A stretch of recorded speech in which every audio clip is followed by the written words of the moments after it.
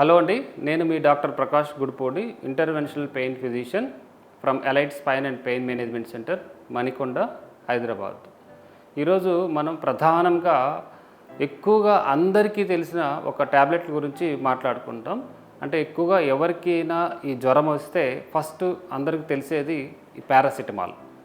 అంటే పారాసిటమాల్ అనేదానికంటే ఎక్కువగా అందరికీ తెలిసింది డోలో 650. అంటే ఈ పారాసిటమాల్ అనేది ఎక్కువగా ఎవరైతే జ్వరం వచ్చిన వాళ్ళు ఎక్కువగా మనం వాడుతూ ఉంటాము. అది చిన్నపిల్లల్లో కావచ్చు, అంటే మధ్య వయసులో ఉండవచ్చు, పెద్ద వయసులో ఉండవచ్చు. అంటే వివిధ డోసెస్ బట్టి ఎక్కువగా వాడుతుంటాం అన్నట్టు. ఈ పారాసిటమాల్ అనేది మెయిన్గా దాంట్లో ఉండే కాంపోనెంట్ ఏంటంటే అసిటామినోఫిన్ అంటాము. దీన్ని మనం ఎక్కువగా యాంటీపైరెటిక్ అంటారు అండ్ యాంటీ ఇన్ఫ్లమేటరీ. అంటే దీంట్లో మనం ఈ రెండు గురించి మనం చర్చించుకుందాం. అసలు యాంటీపైరెటిక్ అంటే ఏంటి? అంటే పైరెక్సియా అంటే ఫీవర్ అన్నట్టు. యాంటీపైరెటిక్ అంటే ఫీవర్ని తగ్గిస్తుంది అన్నట్టు. అంటే ఏ డోసులో మనం ఈ వాడితే ఈ ఫీవర్ తగ్గుతుంది, ఎంత డోసు వాడితే ఈ ఇన్ఫ్లమేషన్ తగ్గుతుంది. అంటే ఇన్ఫ్లమేషన్ వల్ల మనకి సర్వసాధారణంగా నొప్పులు అనేది వస్తుంటాయి. జనరల్గా ఎవరైతే ఒక పేషెంట్ నొప్పితో బాధపడుతున్నారంటే వాళ్ళలో ఇన్ఫ్లమేషన్, అది రకరకాల ఇన్ఫ్లమేషన్ కావచ్చు. అంటే మోకాల్లో ఆర్థరైటిస్ అంటారు. అంటే మోకాళ్ళు ఉండేది ఇన్ఫ్లమేషన్ వల్ల మనకి నొప్పి వస్తుంటుంది అన్నట్టు. సో అలానే మనకి షోల్డర్లో ఇన్ఫ్లమేషన్ కావచ్చు, మజిల్లో ఇన్ఫ్లమేషన్ కావచ్చు. అలా ఇన్ఫ్లమేషన్ ఉన్న వాళ్ళలో ఎక్కువగా పెయిన్స్ వస్తుంటుంది. అందుకని ఇవి ఏంటంటే యాంటీ ఇన్ఫ్లమేటరీ, అంటే ఇన్ఫ్లమేషన్ తగ్గించడం వల్ల వాళ్ళకి ఈ పెయిన్ అనేది తగ్గుతుంది అన్నట్టు. సో కాబట్టి రెండు రకాలుగా మనం ఈ పారాసిటమాల్ అనే ట్యాబ్లెట్స్ని మనం వాడచ్చు. ఒకటి జ్వరానికి, రెండోది నొప్పులకు అన్నట్టు. అసలు జ్వరం వచ్చిన వాళ్ళకి అసలు ఎంత డోసు వాడాలి, నొప్పులు ఉన్న వాళ్ళకి ఎంత డోసులు వాడాలి అనేది ఎక్కువగా దాని గురించి ఈరోజు మీకు చెప్తాను. అసలు ఫస్ట్ ఆఫ్ ఆల్ ఈ పారాసిటమాల్ అనేది మనకి ఎక్కువగా ఒకటి ట్యాబ్లెట్స్ రూపంలో లభిస్తుంటుంది, రెండోది ఇంజెక్షన్స్ రూపంలో లభిస్తుంది, కొంతమందికి సపోజిటరీస్ అంటారు, అంటే రెక్టల్ సపోజిటరీస్ అంటారు, మూడోది లిక్విడ్ రూపంలో లభిస్తుంటుంది అన్నట్టు ఎక్కువగా. సో మనకి సర్వసాధారణంగా అందరికీ తెలిసిన కొన్ని బ్రాండ్స్ ఏదైనా కావచ్చు, 500 మిల్లీగ్రామ్స్, కొన్ని అది కాల్పాల్ అంటుంటాము. అది కొన్ని ట్యాబ్లెట్స్ కొన్ని బ్రాండ్స్ 650 మిల్లీగ్రామ్స్ అనేది వస్తుంది. అది డోలో 650 అనేది అందరికీ తెలుసు అన్నట్టు.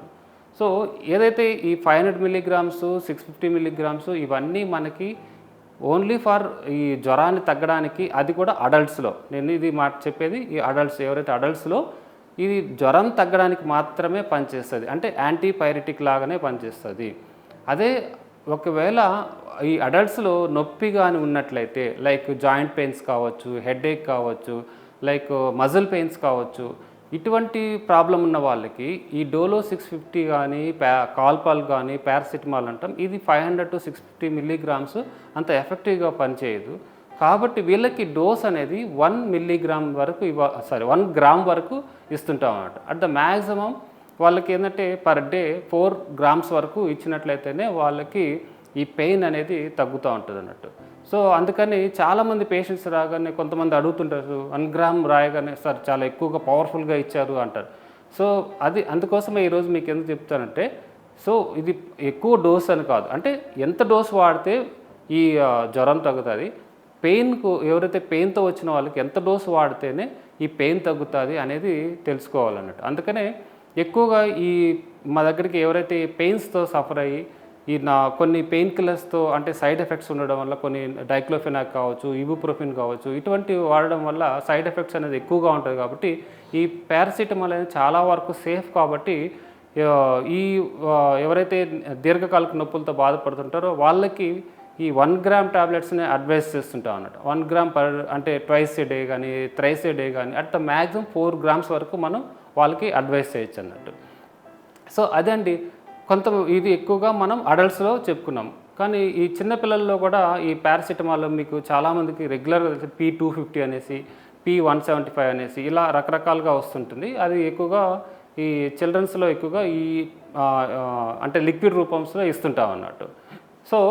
సో దీనికి ఈ పారాసిటమాల్ మనం అదర్ పెయిన్ కిల్లర్స్తో పోల్చుకున్నట్లయితే, లైక్ ఇంతకుముందు అన్నట్టు డైక్లోఫెనాక్ కానీ, లైక్ ఇబుప్రోఫిన్ కానీ, నాప్రాక్సిన్ అని, వాటితో పోల్చుకుంటే ఇది చాలా వరకు సేఫ్ అనే చెప్తాను. అది కాకపోతే కొంతమందిలో ఇవి ఓవర్ డోస్, అంటే more than 4 grams per day అట్లా తీసుకున్నట్లయితే వీళ్ళకి ఈ పారాసిటమాల్ వల్ల ఈ లివర్ మీద ఎక్కువగా వీళ్ళకి డ్యామేజ్ అయ్యే ఛాన్సెస్ ఎక్కువగా ఉంటుంది అన్నట్టు. ఎస్పెషల్లీ ఎవరైతే ఆల్కహాల్ తీసుకుంటారో వాళ్ళు కొంచెం కేర్ఫుల్గా ఈ పారాసిటమాల్ అనేది తీసుకోవాల్సి వస్తుంది. సో ఇది ఎక్కువగా మనం ఈ ఫీవర్కి అండ్ ఈ పెయిన్స్తో సఫర్ అయ్యే వాళ్ళకి ఈ పారాసిటమాల్ అనేది జనరల్గా ప్రిస్క్రైబ్ చేస్తూ ఉంటాను. ఇదే అండి ఈరోజు మన పారాసిటమాల్ గురించి.